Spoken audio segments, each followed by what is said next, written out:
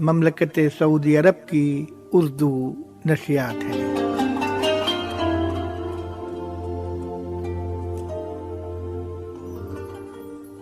پیش خدمت ہے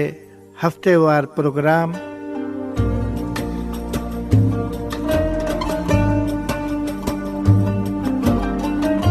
اسلام کے خلاف شکوک و شبہات، حقائق کے آئینے میں۔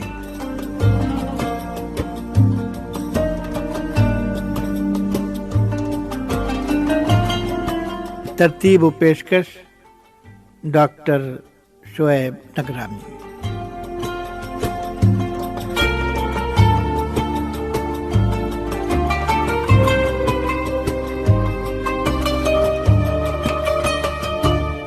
ہدایت کار غسان آل موئی۔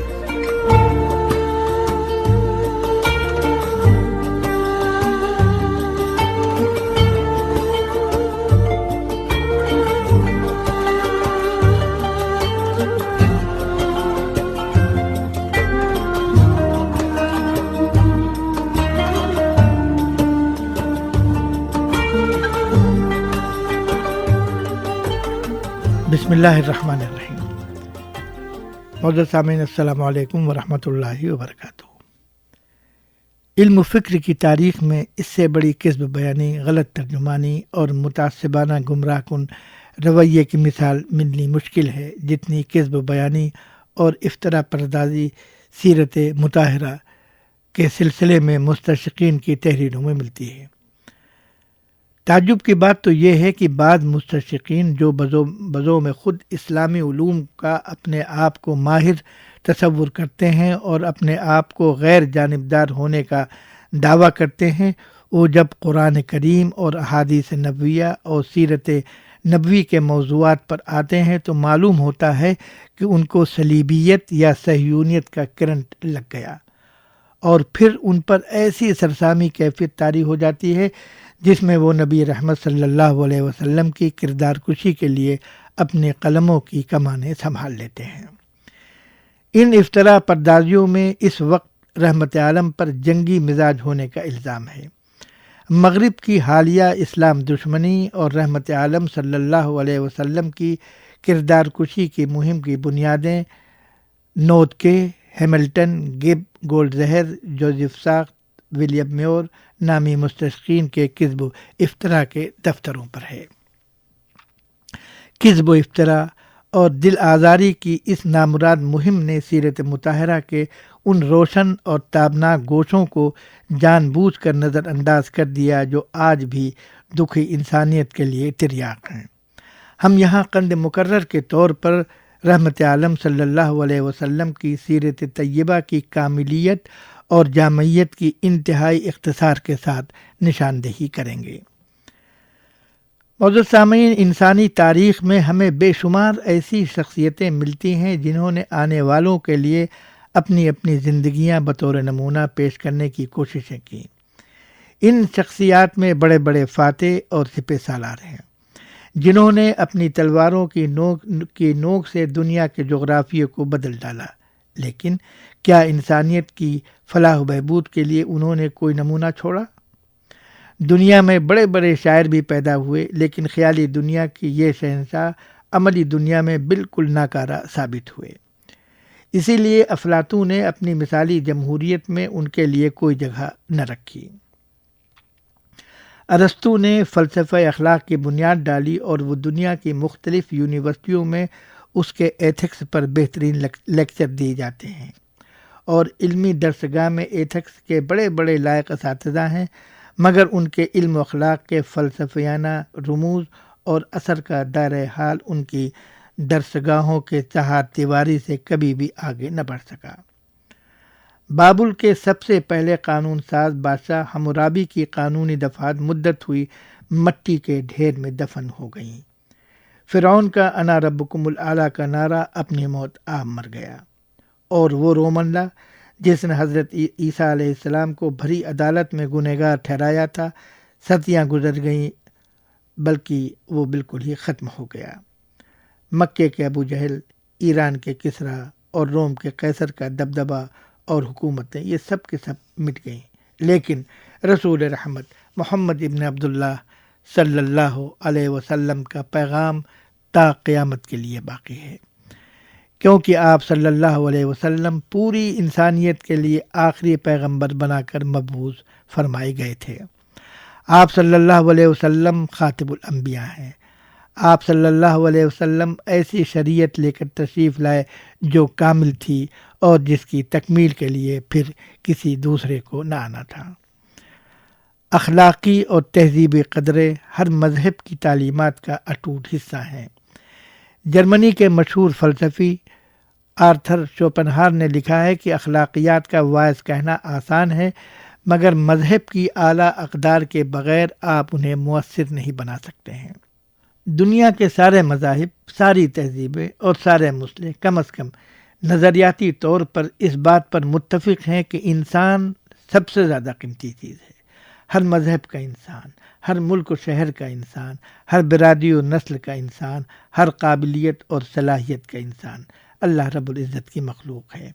اور اس کی عزت و ناموس کی حفاظت ہر انسان کا فرض ہے۔ نبی رحمت صلی اللہ علیہ وسلم کی بعثت شریفہ سے قبل کی تاریخ میں ایک ایسا طویل دور بھی آیا جس میں انسان عقل کھو کر حواس باختہ ہو گیا۔ اس کے منہ کو خون لگ گیا تھا،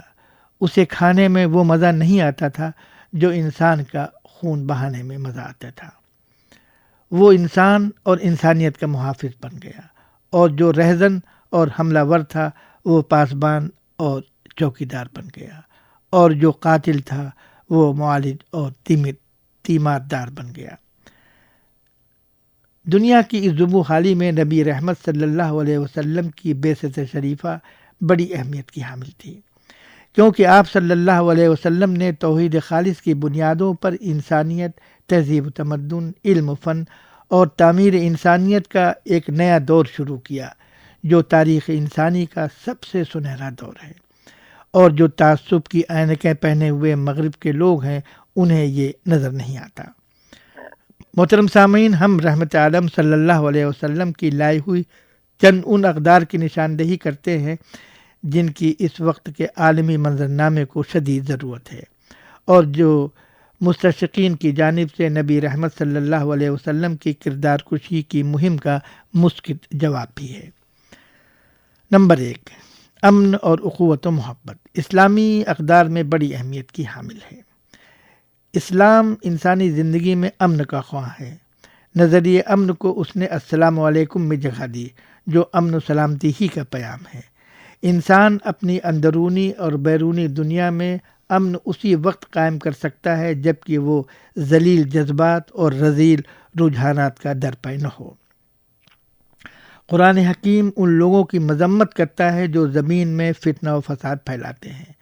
مغرب کے متعصب اور غیر دیانتدار نام و نہاد اہل قلم یہ بات جان بوجھ کر نظر انداز کر گئے کہ نبی رحمت صلی اللہ علیہ وسلم کا مزاج بقول ان کے جنگی نہیں تھا، بلکہ وہ سراپا امن و رحمت تھے،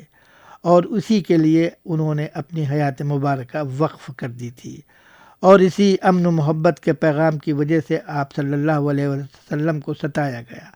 آپ پر زبردستی جنگیں لا دی گئیں، لیکن آپ صلی اللہ علیہ وسلم نے ہمیشہ امن و دوستی ہی کا ہاتھ بڑھایا، کیونکہ آپ پر نازل ہونے والی آسمانی کتاب میں آپ سے سورہ انفال میں کہا گیا کہ دیکھیے اگر دشمن صلح کی طرف جھکے تو آپ کو چاہیے کہ آپ بھی اسی طرف جھکیں۔ نمبر 2، مذہبی رواداری رحمت عالم صلی اللہ علیہ وسلم نے مذہبی تعصب کے سنگ گرا کو راہ سے ہٹا دیا تاکہ ایمان و عقیدے کی آزادی اور مکمل مذہبی رواداری اس کی جگہ لے سکے۔ چنانچہ آپ صلی اللہ علیہ وسلم نے مدینہ منورہ کی ہجرت کے فوراً بعد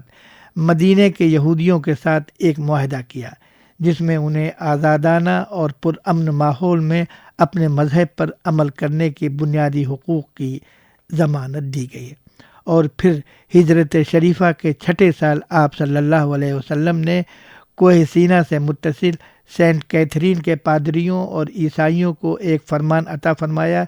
جس میں کہ 3 اہم نکات یہ تھے۔ نمبر 1، ان پر بیجا ٹیکس نہیں لگائے جائیں گے۔ نمبر 2، کسی عیسائی کو اپنا مذہب تبدیل کرنے پر مجبور نہیں کیا جائے گا۔ نمبر 3، مسجدیں اور مسلمانوں کے مکانات کی تعمیر کے لیے گرجے نہیں گرائے جائیں گے۔ نمبر 3، رحمت عالم صلی اللہ علیہ وسلم کی ذاتی زندگی، آپ کے اخلاق کی بلندی کی بیان و تفصیل سے احادیث کی تمام کتابیں معمور ہیں۔ خصوصیت کے ساتھ قاضی عیاض اندلسی کی کتاب الشفا اس پہلو سے بہترین کتاب ہے۔ رحمت عالم صلی اللہ علیہ وسلم کی زندگی کا ہر لمحہ پیدائش سے لے کر وفات تک کا کسی سے اوجھل نہیں ہے۔ عزم و استقلال، شجاعت، صبر، شکر، توکل، قناعت، استغنا، ایثار، تواضع، عفو درگزر کے تمام اخلاقی پہلوؤں کے لیے جو مختلف انسانوں کو مختلف حالتوں میں یا ہر انسان کو مختلف صورتوں میں پیش آتے ہیں، ہم کو صرف رسول رحمت صلی اللہ علیہ وسلم کی سیرت مطہرہ ہی میں مل سکتے ہیں۔ حضرت موسیٰ کے پاس ہم کو سرگرم شجاعانہ قوتوں کا خزانہ مل سکتا ہے، مگر نرم اخلاق کا نہیں۔ حضرت عیسیٰ کے یہاں نرم اخلاق کی بہتات ہے، مگر سرگرم اور خون میں حرکت پیدا کرنے والی قوتوں کا وجود نہیں۔ ان دونوں قوتوں کی جامع اور معتدل مثالیں صرف نبی رحمت صلی اللہ علیہ وسلم کی سیرت مطہرہ میں مل سکتی ہیں، جو اپنی جامعیت کی وجہ سے تا قیامت انسانوں کے ہر طبقے کے لیے مفید و کارآمد ہے۔ جن مذہبوں کا یہ دعویٰ ہے کہ ان کے پیغمبروں کی سیرتیں صرف رحم و کرم اور عفو درگزر پر مبنی ہیں، وہ یہ نہیں ثابت کر سکتے کہ اجتماعی حیثیت سے وہ کتنے دنوں تک ان کی سیرتوں پر عمل کر سکے۔ قسطنطین سے پہلے عیسائی بادشاہ سے لے کر آج تک عیسائی مذہب میں کتنے صاحب تخت و تاج پیدا ہوئے اور کتنی عیسائی اکثریت ریاستیں قائم ہوئیں، مگر ان میں سے کسی نے اپنی ریاست کا قانون صرف اپنے پیغمبر کی سیرت کی پیروی کو قرار دیا؟ لیکن اس کے برخلاف اسلام نے اپنے عالمگیر انسانیت دوست پیغام کی نشر و اشاعت کے لیے خاتم الانبیاء محمد بن عبداللہ صلی اللہ علیہ وسلم کا اتباع کا حکم دیتے ہوئے کہا کہ ان کنتم تحبون اللہ فاتبعونی یحببکم اللہ،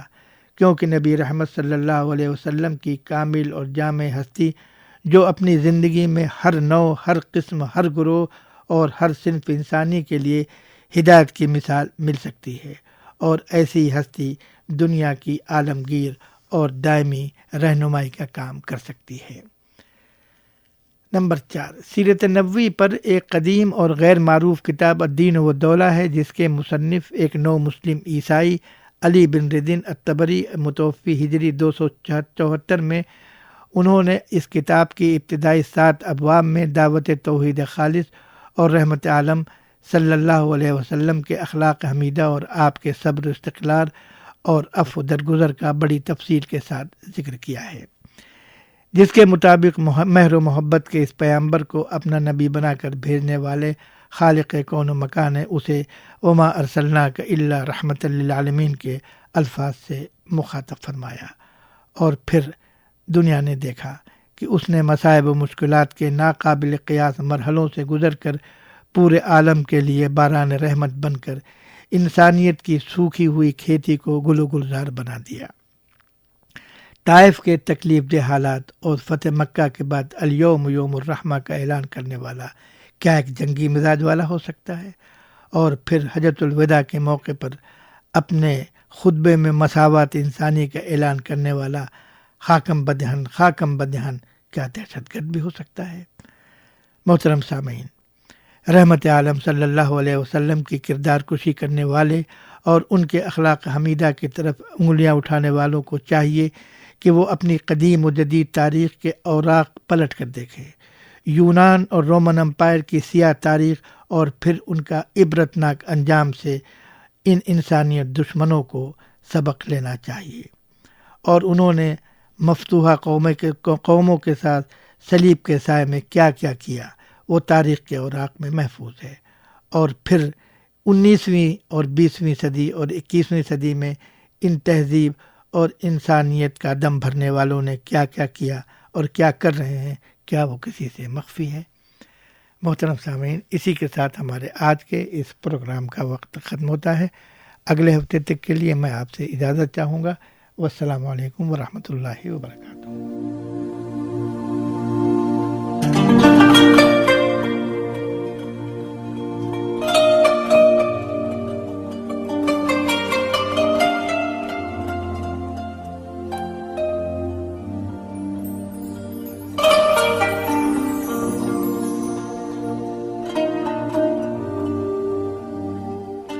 ابھی آپ ہمارا ہفتے وار پروگرام اسلام کے خلاف شکوک و شبہات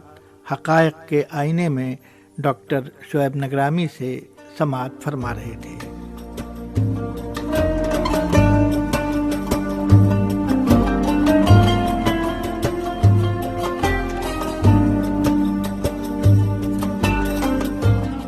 اس پروگرام کے ہدایت کار